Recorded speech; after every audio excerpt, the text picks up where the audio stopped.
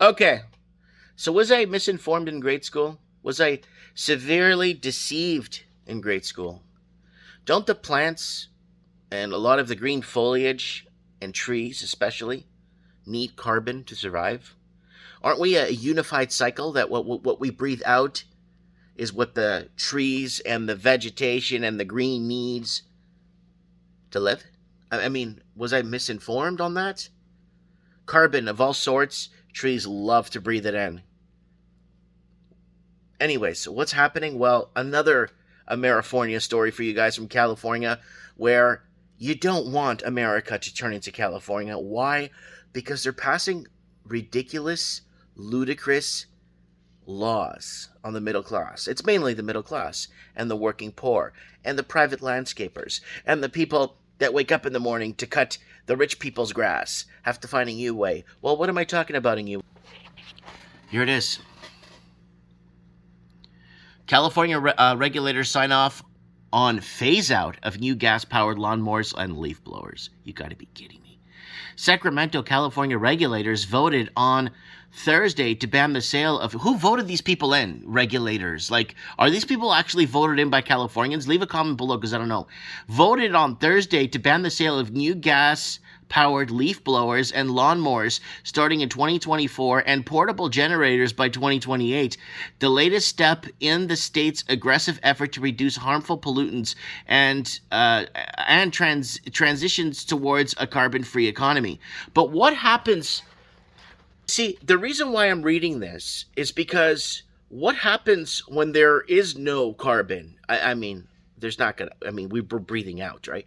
But what happens when there is no carbon for the trees to breathe? Do they hollow out? I remember as a kid, we went on some field trip, and we went to do some forestry thing, and we were asking, I think it was Scout Dan, or whatever his name is, Team Scout Dan. We asked him, what happens if there's no more carbon? He said, well, he told us that eventually, if there's not enough carbon in the air for the trees, it's a cycle, so it balances, right? So the trees would start to hollow out. Trees would start hollowing out and rotting from inside out if there isn't enough carbon in the air. And then not only, or carbon in the atmosphere for them to breathe. Not only that, is trees start to take on water. Then I saw a video the other day of a guy chopping a tree down, and it's just spurting out water. I'm like, did he hit a water line? It's like, no. The tree takes in so much water when it's within a lack of carbon, or there's starts taking in water. And the guy cuts a tree with an axe, gets in 3 inches, and the thing just gushing water out. I thought it was a camera trick. I thought it was a joke. But when you saw the color of the water, you'd be like, wow. So no one's asking these questions. They want to start banning all this stuff. We've become more efficient with everything. So what exactly are they planning? Are they planning on reducing the population of the earth so we don't need that much more vegetation and trees? I just checked the Discovery Channel, like, quotes and notes that the Earth's green growth or green vegetation expansion grew, I don't know how many 100,000 acres this year. In 2020. It grew so many thousand acreage of more trees and more forests and more. It's just growing out, right? All around the world, right? A lot of people don't know there's more trees in the world, on the surface of the earth today than there was 100 years ago. 110 years ago. I got to fix that. But what is happening, folks? Yeah, it's a scam, Mike. Yeah, they're doing this. Yeah, they're making it. But I really think if you really get down to it, they're attacking the middle class with this. The landscapers, the people. You know how many landscaping companies are in California? Tens of thousands. What are they? Middle class workers. They have their little wagons in the back of their Jeeps and pickup trucks. They go around cutting grass for the rich folk or the people, they don't have time to cut their grass. Lawns, parks, all kinds of places. Some of them even have contracts with the government to support their families. So what is the real flip side? Control? But control for what? To reduce emissions? I don't know, man. I don't know about that because, one good volcano a good volcano in our ionosphere will produce more soot and ash. One like a Mount St. Helen volcano. Look up the images of Mount St. Helen and its destruction. One good volcano puts enough soot and ash in our ionospheres, okay, than we would in 100 years as humans. So they got to figure something out. I don't know who's following this and believing. Climate will always change. Oh, you got floods here by you, Mike. Someone's messaging. You got floods. You got this. You got fires. Fires happen regardless if I'm here or not. Lightning would strike in the woods and start a fire. If anything, humans being here and stopping the fires may be a way and cutting the brush and slashing. My friend who lives in this town is a slasher. He goes out and slashes when it's not cold. He goes out and crews and they slash. Without humans, things could potentially be a lot worse if we're not maintaining or trimming. So, eradicating humans from the equation or blaming us for this, you got to see the other side of how we are maintaining and correcting things and fixing things. So stop saying, oh, look what's happening around your door. You telling me that if humans didn't exist in the province of British Columbia, these floods would have never happened? Bull. They would happen regardless if we're here or not. Okay? It's called Mother Nature.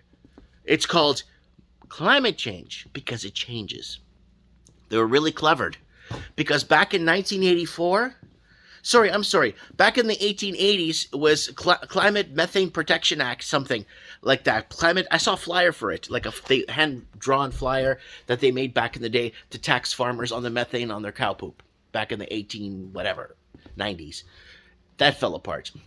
Then it was the Ozone Protection Layer Act in 1982 to 1984. The ozone layer has a hole in it! Oh my God! And that's now resurging now. They're talking about this again, the ozone layer. They're talking about that again. It's something used again. Well, the ozone layer looks like it took a hit this morning. And like, what the hell are you talking about? And then, in, what was it? Then in 96, 97, 98, 99, global warming, Florida will be underwater in 2007. Al Gore himself said it.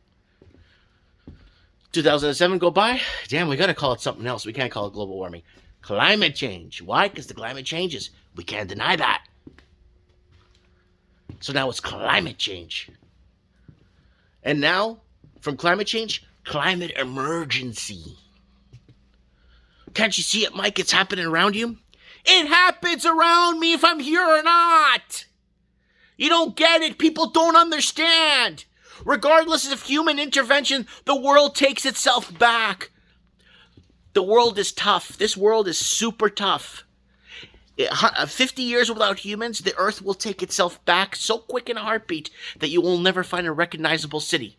You will never find anything recognizable in 100 years. Because it will all be taken back by the earth. Because without the maintenance of humans, we wouldn't be, you know what I'm saying, guys. Without us trimming, keeping things proper, organizing, building the dikes, expanding river flows by digging the rivers out to allow more flow. I think it'd be worse without, I don't know. Climate change. That's a good one. It's like, oh my God, Mike is suffering from he woke up this morning syndrome. I'm suffering from I woke up this morning syndrome. Poor guy, Mike. He woke up this morning.